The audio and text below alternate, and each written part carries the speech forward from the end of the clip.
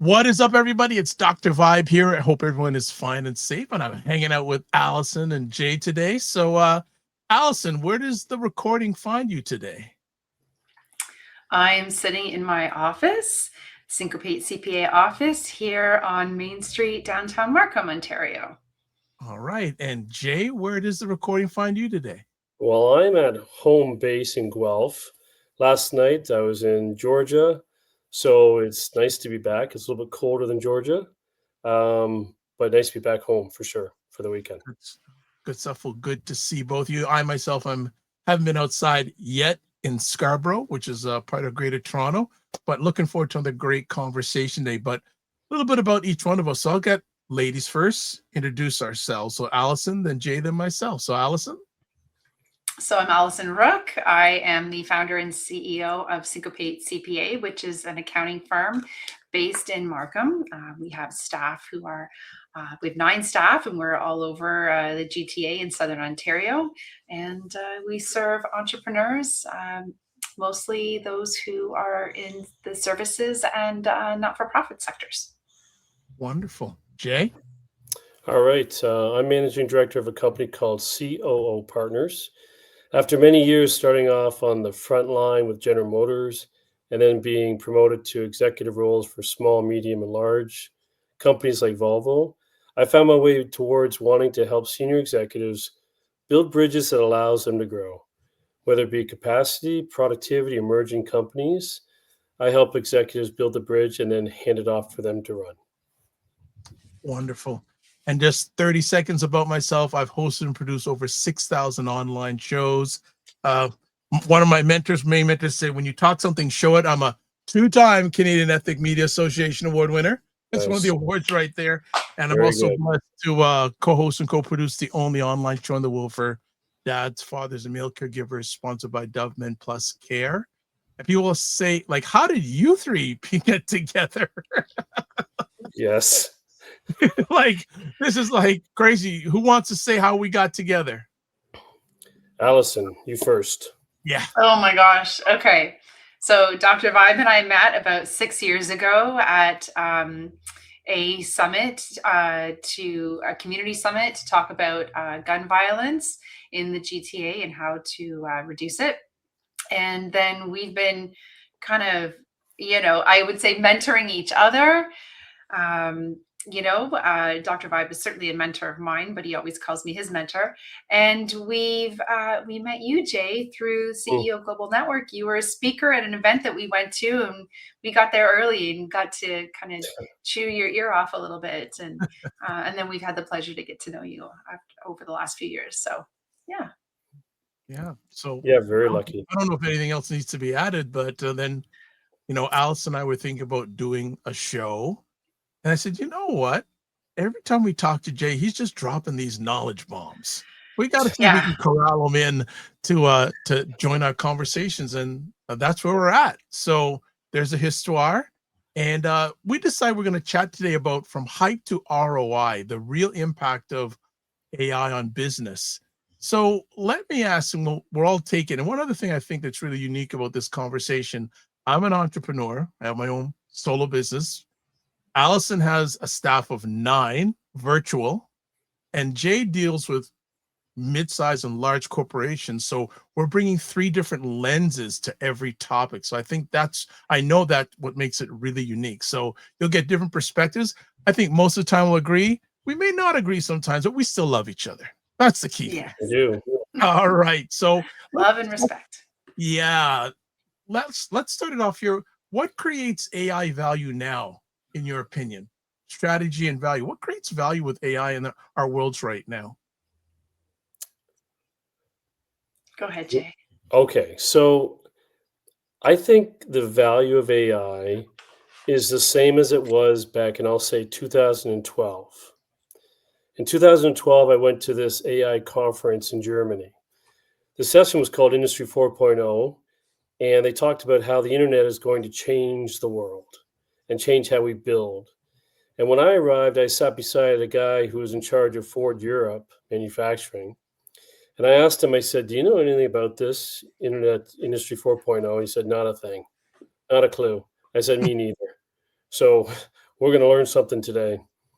And what we learned was the value of AI back then with Industry 4.0 was first residing on the cost side of the equation. In operations, how can we be more efficient and how can we lower the costs? And when we both got out of that session, we realized we're deep into it now. I was deploying an AI system within Volvo with the IT department that was pushing data from 20 sites around the world into systems that were forecasting, and then they were pushing that data back to machine centers. So we were deep into it then. And I would say that the value then was really around the cost side of the equation. And now, depending on the maturity level of the companies, I think it's not that much different.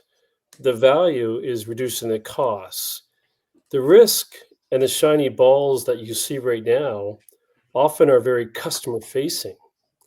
And I would only say that unless you've tried it in a safe zone inside your company related to costs, I would say that that's probably the best value to focus on first. Once you've tried that out in small pilots, then maybe you venture out to customer facing. But to venture out to customer facing right away, you might hit a home run, but more than likely you're going to strike out and it's going to hurt your revenue.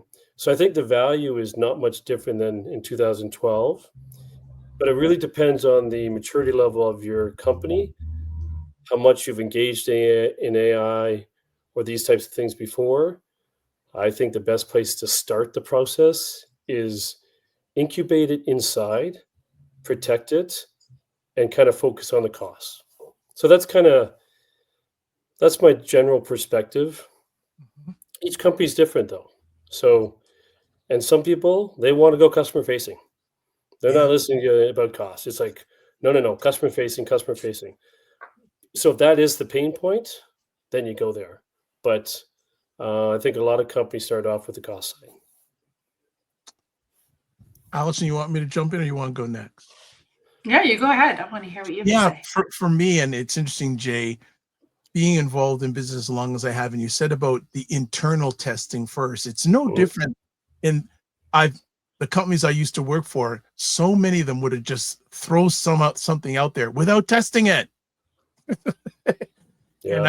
And Yeah. it from your perspective, I agree. People are just throwing it out there, not really knowing what it is. Like you said, it's a shiny thing. So let's just throw that shiny thing out there without testing it internally.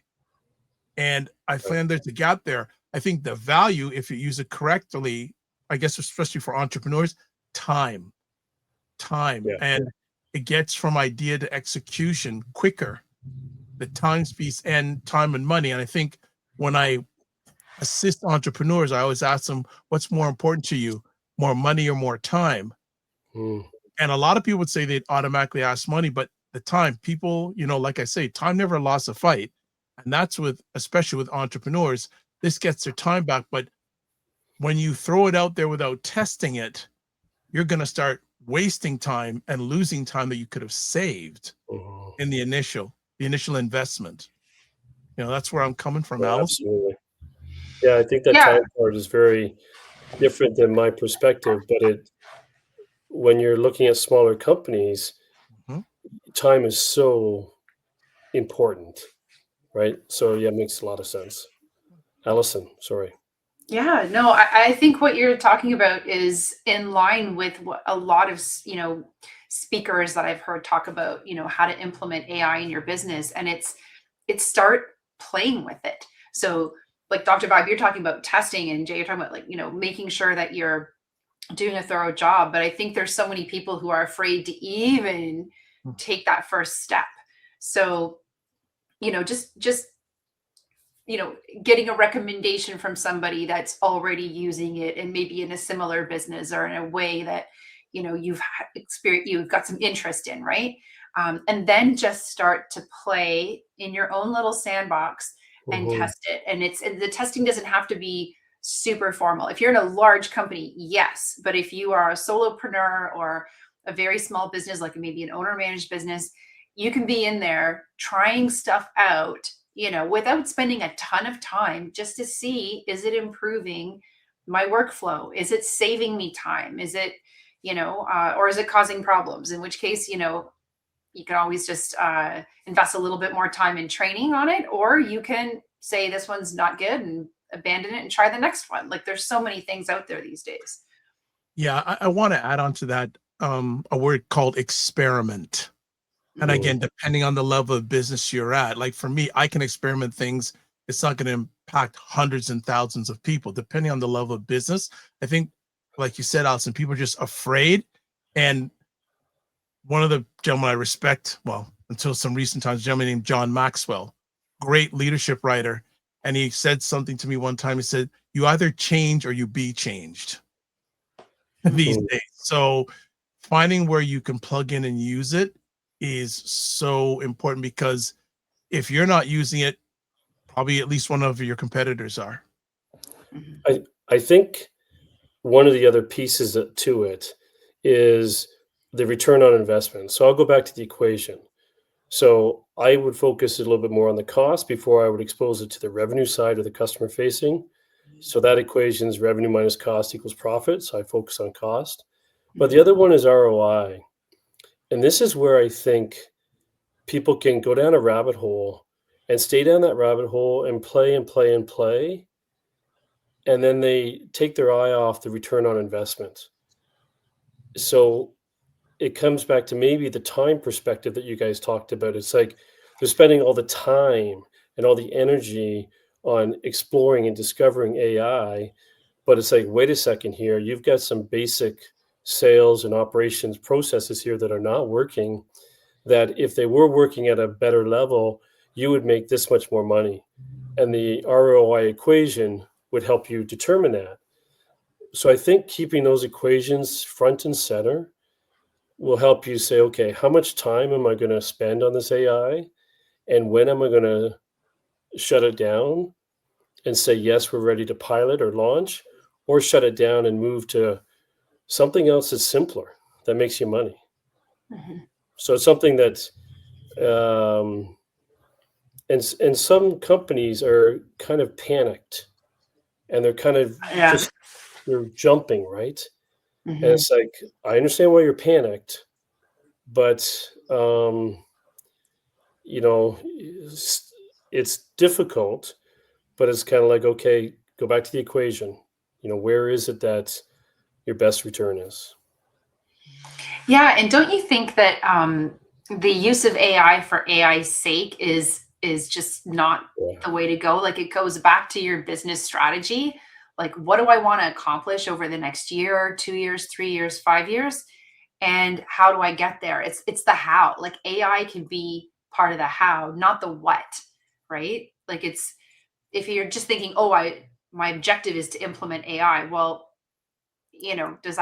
that's not a that's not a strategic move on its own. And I think it's fear-based, like you said, right? Like, there's the panic. AI is going to replace all of this or make this obsolete, whatever it might be. So, thinking about, if you have a sound, business proposition, value add, can you add more value by using AI, either to save time on certain things so that you can invest more time into other things that help your clients or your customers, or just maybe even, maybe there's a segment of your market that they're kind of priced out of your services or your products. Well, maybe the AI can help you offer your products and services at a better price point, because you're reducing the cost and you maintain your profit margins. So it's all about the strategy side of it, and not being that sort of fear-based, having that fear-based motivation. That's good. Well, let's put ourselves out a little bit on the table and see if there's any examples we can give on how we've used AI in any of our businesses. For myself, Allison, our business, and maybe Jay in implementing it with what he does with companies. So, Allison, can you give us an example, story where it helped you or helped the company be better? I think from our perspective as a CPA firm, initially it's helping us be better. it'll be interesting to see how we can extend that to helping our clients be better. And maybe there is a bit of a direct correlation. So first and foremost, I would say that we do use a lot of cloud-based software tools that already have AI baked into them. So we're not having to sort of recreate the wheel and things like that. But we're kind of the early adopters of the cool tech solutions that are out there to help us save time and automate some things. Predict how to record transactions and that sort of stuff. But I will say that I had to prepare a proposal for a client, not a proposal, but like a report with recommendations. So assessing their business and, putting everything, all of my thoughts on how they could improve strategically. And I had all these thoughts. I just kind of scribbled them down and I put them into Copilot and said, like, create a report. And it did. Now, was that report something I would put in front of the client? Not the way it was, but it saved me a ton of time because I'm the kind of person who's way better when somebody drafts something for me to work on. I'm much faster and more effective, and I think better when I have a first draft. But getting to the first draft stage is kind of a painful process for me. So having the AI come up with that first draft based on all of my thoughts just helped me, get it done faster. And I will say that there were some things that it took and kind of expanded on that I was like, oh yeah, that is good. So it helped me be better, which at the end of the day, hopefully it also helped my client be better. Yeah. Okay. Jay, how about yourself? I'll take it back to an organization that's typical manufacturing with machine centers and some type of line assembly.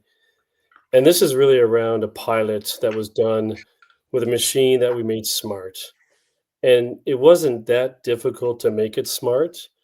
Basically, the amount of scrap that was being caused and wasn't getting caught till the end of the line or the end of the department by humans. So the quality inspection process at the end of the department or the end of the line, the humans would pick up the defect, but by that time the costs are significant and the repair is also significant. So obviously you'd love to get the inspection and the repair and the defect right at the source. That's always kind of I'll say a lean type process. So then it's about, okay, how do you make that machine smart? Right now it's not so smart. It cuts, it makes its product, it kicks it out, and somebody else inspects it.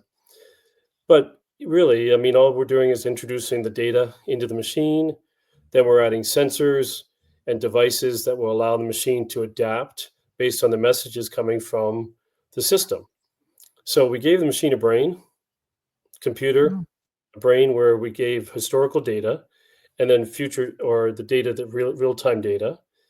And then we added, fingers and toes and things on those lines to allow it to respond to the information it was getting from the brain.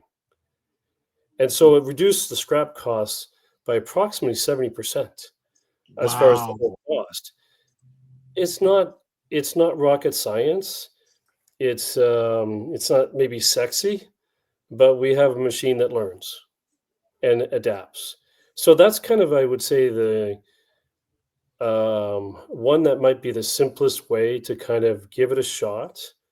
And you might say, well, I don't have a machining center. I'm just distribution and logistics.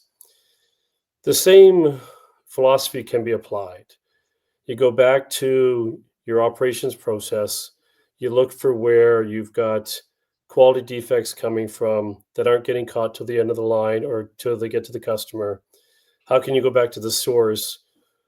And first, you take a look at the process or the routine, make sure it's, I'll say, really strong operational excellence. Then you digitize the information so it can go inside of a brain. Once it's inside the brain or the system, it then can predict, and then you add fingers and toes so that the system can communicate back to the fingers and toes and the machine can adapt. So that's kind of a simple methodology. And this is where AI, again, it comes down to this is reality AI. that can make you money now, as compared to, the AI now is just a different animal to a certain extent. It's super cool and there's amazing things that it's going to be able to do. But there's a lot of AI that's already been out there, maybe first generation, second generation AI that can make you a lot of money. Like, and it Mhm. may not be sexy, but I don't care. Gotcha. For myself, I use it more and more each day. I guess I'll give about two or three examples. One of when I look at myself as an entrepreneur, I look at it.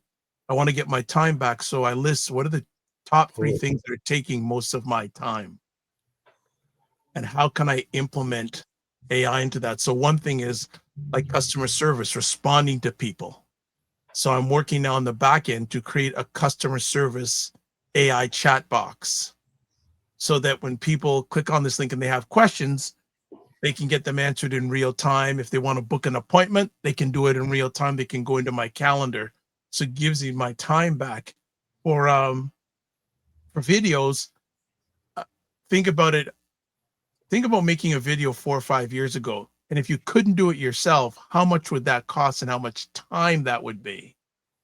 And now for all my shows, I'm doing 15-second videos where I put in a prompt, and within 10 minutes or less, I have a video ready to go. So again, it gets my time back so I can focus on revenue generating activities. So I can focus on that to spend more time on that. And, Allison, you talked about presentations. I did one, was it almost a week ago? I had just a rough outline, put something into this software. It gave me 10 slides, questions, points, visuals, bang. And for me to, even for a year ago, or even 3 or 4 months ago, to do some of that, cut and paste and do this and get the images and all that Painful. stuff. mm, Yeah. And I'm not graphically inclined. So to just do that stuff, and even in some conversations I have offline with Allison, some of the stuff that AI can do for you, like I won't name the company because they're not paying for us, but you can, the thought of having to do headshots these days, if you find the right head software, you can just do it all at home. You don't need to hire a photographer. But I So will say, a photographer. I want yeah, to jump in on anything artistic. I feel like there is something that AI just can't capture mm, yet. So yeah, it can do like functional things, right? gotcha, But as someone who gotcha. just had my headshots done by our whole team by a pretty incredible photographer, There you go. I still think there's you can't use AI. AI doesn't replace everything. Not and yet. I support you with that. One of the ways, I mean, I like to put things in buckets. And so I think of AI. AI can tell us what to do. I mean, it's not there yet, but if I could type in, how do I do brain surgery? You know, at some point, the whole list is going to come out. And so it's going to be interesting because the value of professionals is going to turn from not necessarily what you know, because I can find out what you know in 20 seconds through AI. I mean, not that well, but it's going to turn from not necessarily what you know, it's going to turn to how you do it.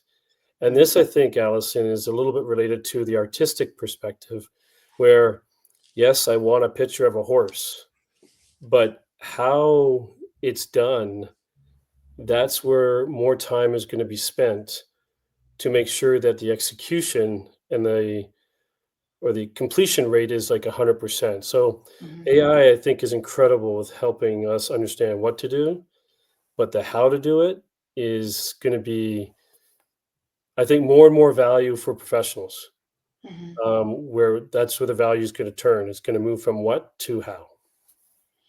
Yeah, like having that vision, right? The art, whether it's artistic vision or even, problem solving in business, type of vision, that's still innately human. And so how do we execute? Like you said, what do Yeah. we do? How do we get there?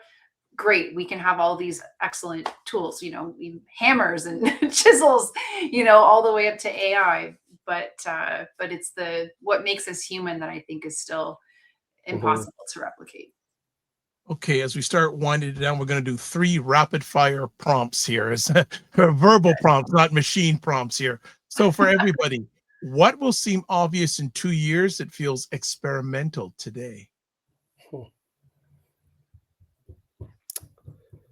Well, well, let me try this. I had a question from a CEO asked the other day, what are the 3 reasons why AI fails?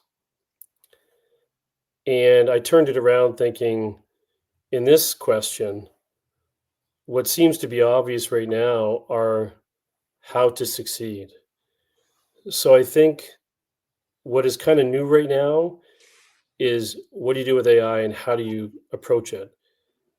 And for me, it's a little bit more obvious now. Um, it might feel experimental for some, but it's around start with the equation, you know, stay tight to ROI. If somebody says, yeah, but this is going to do amazing things for you, yeah, thank you very much, but give me the numbers. So stay tight on the ROI and stay tight on that equation because you're going to get sold a bill of goods easy. Um, so tight on the on the equation. Start where it's safe. Pilot, internal. I wouldn't necessarily go customer facing, and start with the routine that is already in place. What used to be called process, an ugly Mm, word nobody liked, but routine is how the existing company works and works pretty good. So focus on that routine and don't necessarily try and change it, try and enhance it. But AI doesn't trump the routine. Routine, rhythm trumps AI. So those 3 things I think will be obvious in 2 years once people practice and try. It might feel experimental using those 3 things as your guide now, but I think as people, we're going to better understand how to deploy AI in your company with those 3 principles. Allison. I'm going to borrow from Rose Janelle from The Opening Door, who is a friend, and I follow her on LinkedIn. She's an AI expert, and she talks about recently, trends for the upcoming, year. What struck me is the, you know, being able to implement AI and have complete control over it. So right now we have, the chat GPTs and all the other, the Microsoft Copilot and so on. We don't own those. Those are owned by somebody else. And we don't have a lot of control over them. But Rose is talking about I think sort of smaller, more independent AI models that are going to be proliferating. And so it seems very experimental to me right now. Dr. Vibe, you even mentioned to me someone in your orbit who's maybe a couple people who are developing their own AI tools. And to me, that seems highly experimental and a little bit scary because I would be afraid to put my company's, all my client information in there. But I can see that, maybe in 2 years' time, it'll be normal that each company will have their own kind of closed ecosystem where they can plug and play all the pieces that they want to get what they can out of all the data and information that we have. And it I'll won't make be the my chat GPT or the Microsoft Copilot.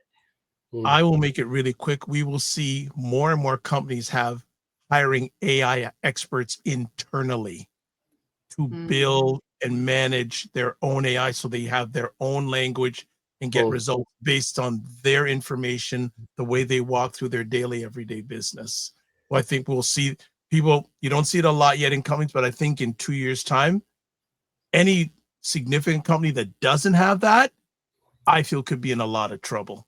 So do you think that they'll have to hire AI specialists, or do you Yes. think it's just the generation? Because honestly, I look at that younger generation, and that whole generation, to me, has AI skill sets Oh, yeah. that are probably strong enough for most Yeah. companies. Yeah. I think in 2 years' time, well, I think in the next, not even 2 years' time, the next few months, the hottest jobs out there will be AI specialists for companies to hire, because many of them, they want that shiny ball, but they don't know how to do it.